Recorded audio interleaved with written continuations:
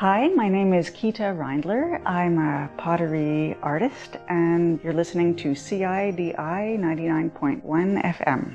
So I am native of Sutton. I grew up here in Sutton and I traveled around a lot, lived in different places, but the quality of life is tough to beat. So I'm back in Sutton again.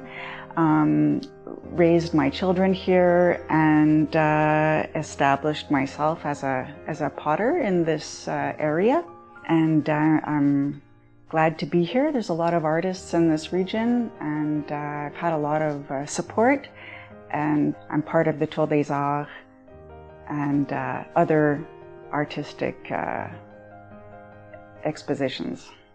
I discovered pottery somewhat by chance through a dear friend of mine. I had a mysterious hearing loss in 2005 and I was looking for something else that I could do besides teaching. I was a teacher at the Cégep in Granby. I was looking for something else that I could do that could be a moving meditation. I'm a yoga teacher as well, and I wanted to work in a more quiet environment, although I still wanted to teach because that's a passion that I have for sure. So that met all the needs, and the first time that I touched the clay, it was really as if my hands knew exactly what to do. It was strange because it was really natural and quite easy, and it was an instant love affair. And I eat, sleep, and breathe pottery, always experimenting and trying new things and developing my passion. And it's my greatest joy to share that with others through teaching, through meeting people who come to see my pottery and see what I do. I do functional as well as decorative pottery. Everything I make is dishwasher, microwave safe. Most of it is oven safe. I use stoneware, mostly porcelain sometimes. I use, lately I've been dabbling with different kinds of clay. I make my own glazes, and as you can see, I use a lot of different colors, a lot of different glazes, and I love to experiment with textures and forms. There's always something new cooking in my kiln. A piece that's well made can last forever. There's no kind of lifetime or lifespan on it. A cup that's well made, that is properly used, can last a lifetime. And that's what's really fun also about making pottery with kids. I give parent-child workshops, and it's so much fun because kids rarely get the opportunity to make something that will last. They usually make things out of popsicle sticks or paper or cardboard that has a limited lifespan. But here they can make bowls and cups that they can use all the time, and if they don't break them, their kids can use them one day. And they can go in the dishwasher and they can enjoy them. So it's really an old craft, but it doesn't produce a throwaway item. I really like people to feel all the love that I put in each piece.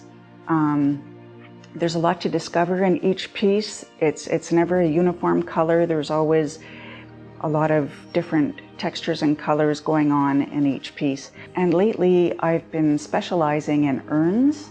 I really feel privileged to meet people who are looking for an urn for themselves or for a special loved one. And I've started making specialized urns that really represent the person. So I do a lot of carving. I'll make the urn in their image, and I'll carve a lot of images into the urn as well, using colors, shapes, and patterns or pictures of things that represent that person. And so it's a very privileged thing to do, I feel, to do something so personal for people. I think making urns is something that I want to do more of in the future. It's something that's very individual. People deserve to have something special. And I think that's my favorite thing to do right now, is to have that interaction with people and to make something that is so personalized and so special to them and meaningful for them. A lot of people ask me, what is the process of pottery, because they have no idea. So I use clay, and clay is decomposed rock. Water is added. There's a kind of a good bacteria that grows in it that makes it malleable, stretchable, kind of like yogurt or cheese has good bacteria in it. And so one has to work the clay and soften it up, make it friendly to work with. After that, there are two different methods of making pottery. One is hand building, where you might pinch or coil or roll it out like a pancake with a rolling pin, and then assemble or use molds. Another way is to use the pottery wheel, which is sort of everybody's idea of making pottery. Most people's reference is the movie Ghost with Demi Moore and Patrick Swayze. So after you've made something on the pottery wheel, you have to let it dry for a day or two or more so that it's leather hard, which is sort of the texture of cheese or chocolate. It's not sticky, but it's still humid, still damp. And at that point, the piece needs to be trimmed, which means taking off the extra clay, carving a foot, improving the shape. And after that, it needs to be left to dry. This can take a few days or a week, depending on the weather. At that point, it should be sponged and sanded to get off any imperfections.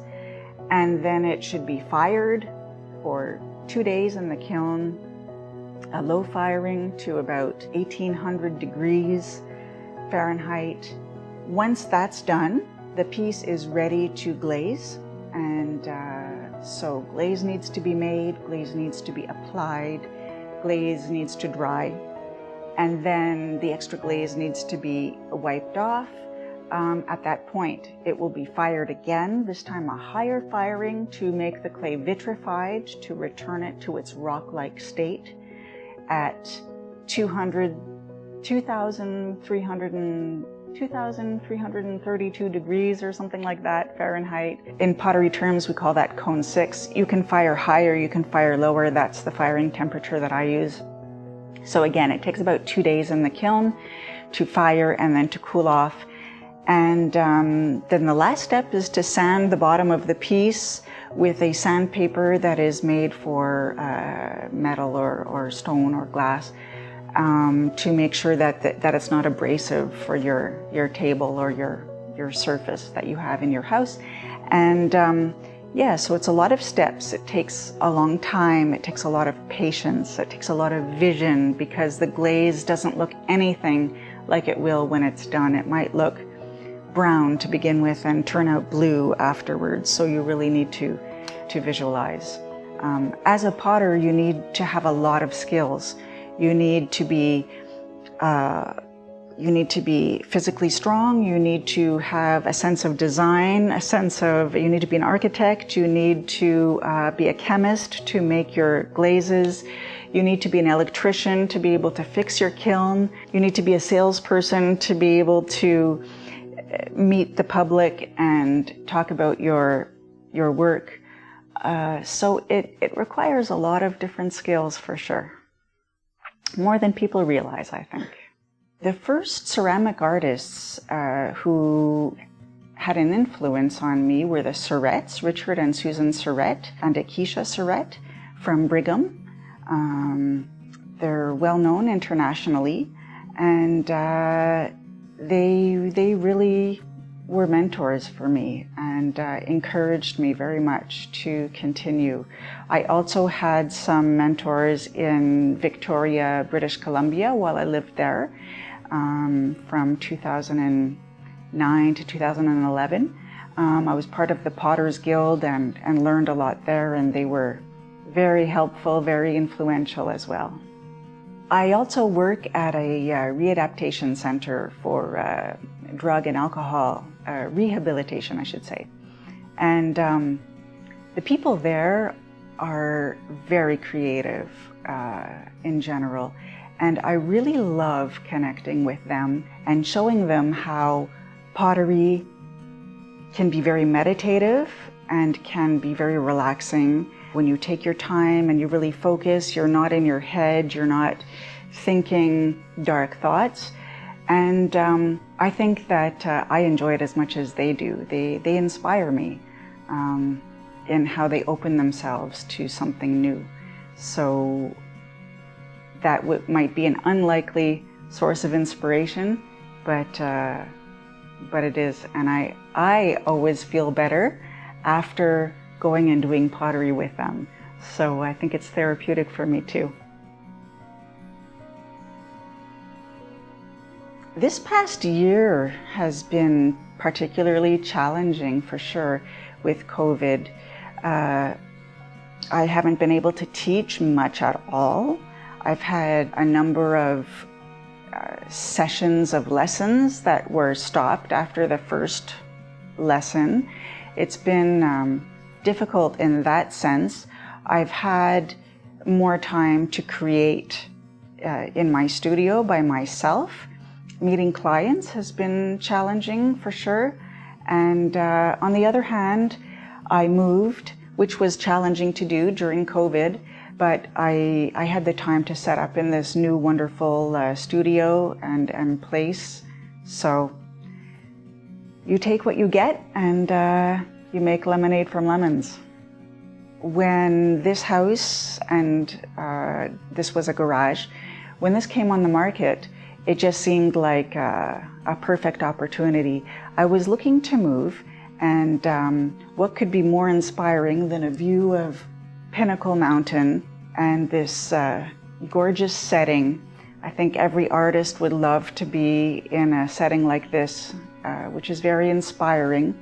This, before my studio was attached to the house, which had its advantages, but a studio that's detached from the house also has its advantages. It took a lot of work to get this studio looking professional and work-friendly, but I really enjoy this space. And I'm so glad to be here, and I look really forward to having all my friends and clients come to see me here. Everybody agrees that this is an ideal spot. In terms of advice that I would give somebody who would like to do pottery full-time as a living, I'd say that you really have to be resourceful. You have to, when you're starting out, you have to be ready to go to fairs, do markets and sales. You've got to be good enough to teach. You have to have teaching skills. You have to do a little bit of everything, selling in stores, doing orders. I don't love all of those aspects, but I did try them all out. I did do everything for a number of years until I could pick and choose the things that I liked the most. So I'd say you have to be very polyvalent, you have to be very resourceful and dynamic and ready to do it all to make it work. People also don't realize that the cost of the materials is high, the cost of the electricity is high to run the kiln at that kind of intensive power for that length of time. So when people can get a mug at Dollarama, they might wonder, why should they pay $30 for a handmade mug? I would say it's the experience that makes it worth it. Your mug at Dollarama, you're not going to enjoy all that much. I would say spending $20 or $30 on a handmade mug is so worthwhile, because you will enjoy that and it will be as enjoyable as going out, but for years to come.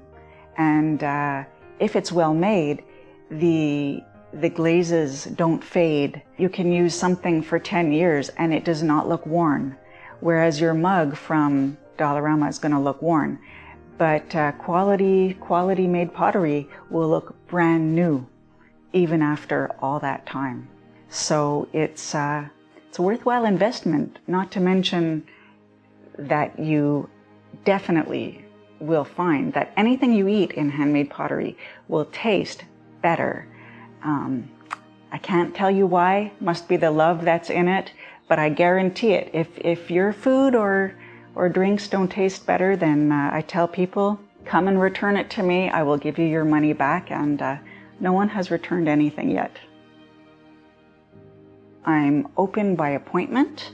I don't keep store hours because I don't have enough people coming by. I have studio time. I give lessons.